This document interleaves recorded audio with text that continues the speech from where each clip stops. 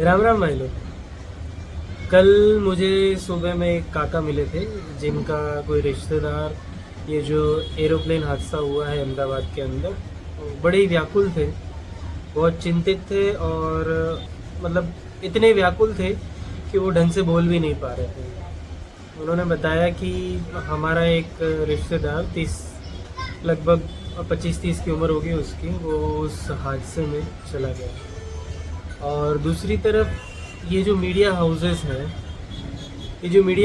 हैं कितनी आसानी से इस चीज़ को कोइंसिडेंस बताने में लगे हुए हैं कि ये जो मिड डे न्यूज़पेपर में जो ऐड आई जिसका रिलेशन इस एक्सीडेंट से है, इसको सिर्फ महज एक कोइंसिडेंस बता रहे हैं। दूसरा कोइंसिडेंस ये है कि जो व्यक्ति जो फ्लाइट में बच गया है उसकी 11 नंबर की सीट होना, और जब वो हॉस्पिटल में भर्ती होता है तब भी उसका 11 नंबर की सीट पर 11 नंबर के बेड पर ही उसको बेड देना, ये भी एक कोइंसिडेंस ही है। एक साथ दोनों इंजन फेल होना, ये भी एक कोइंसिडेंस ही है। और रूपाणी जी का जो फेवरेट नंबर था 1206, वो भी एक महज कोइंसिडेंस ही है। और एक कोइंसिडेंस और बताऊं मैं आपको कि जो आज की तारीख है उस तारीख का टोटल भी हो रहा है 666, टोटल 18। मतलब कि ये जो लोग हैं जिनके द्वारा ये घटना को अंजाम दिया गया है, वो पीछे कुछ सुराग छोड़ते हैं और वो सुराग छोड़ने के बाद ये चेक करते हैं कि हमने जो ये घटना को अंजाम दिया है कितना उसको समझ पाए और समझ के कितना रिएक्ट करते हैं ये लोग।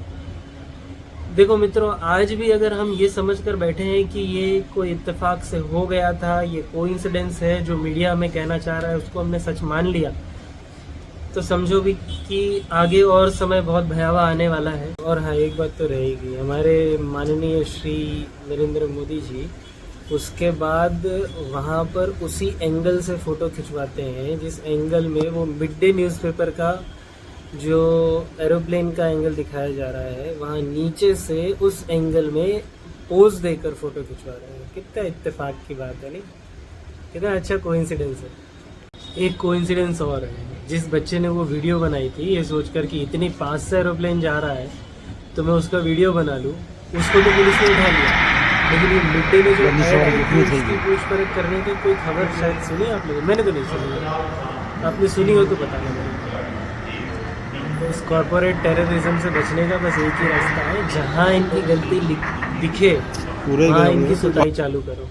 जैसे बच्चे की छोटी सी गलती देखते हैं और चिल्लाना शुरू कर देते हैं ना हम लोग, ही मत कर मत कर मत कर, बच्चा वही रुक जाता है, सोचने लगता है मुझसे क्या गलती हो गई इतनी बड़ी। तो बस यही करना है, चिल्लाना शुरू कर दो जहाँ इनको गलती दिखती है, तुमको गलती दिखती है कि नहीं कहीं कुछ गड़बड़ है, कम से कम बोलना तो शुरू करो। बहुत बहुत तो क्या होगा कि हम गलत निकलेंगे, इसीलिए अगर नहीं बोलोगे ना तो इंसाफ भी मिलने वाला है नहीं। वो काका ने मुझे बताया था कि केवाईसी करने गया था, पिछले 6 सालों से हम केवाईसी खेल रहे हैं और नतीजे में हमको ये मिल रहा है। सोचकर तो देखो कि ये साइबर सिक्योरिटी, जैसे अभी जो कॉलर ट्यून आप लोगों को सुनाई जा रही है, कुछ साल पहले भी इसी तरीके की कॉलर ट्यून सुनाई दे रही थी। हम लोगों से हर कदम पे केवाईसी के नाम पे आधार, पान, ये वो, राशन, फलाना ढिमाका, इसको इससे जोड़ना, उसको उससे जोड़ना, ऐसा माया जाल बनाया जा रहा है हमारे सामने।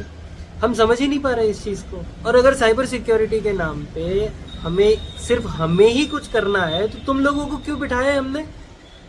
बहुत सारी बातें हैं भाई लोग, ये सारा कोइंसिडेंस नहीं है, ये सारी चीज़ें जानबूझ के हो रही है, सिर्फ और सिर्फ इसलिए कि हम पूछ ही नहीं रहे इन लोगों से कि कॉलर पकड़ के कि भाई ये क्या है।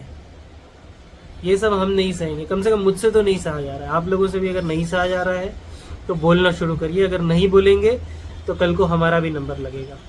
इस कॉरपोरेट टेररिज्म से बचने का एक ही रास्ता है, इन लोगों की पोल को खोलना पड़ेगा।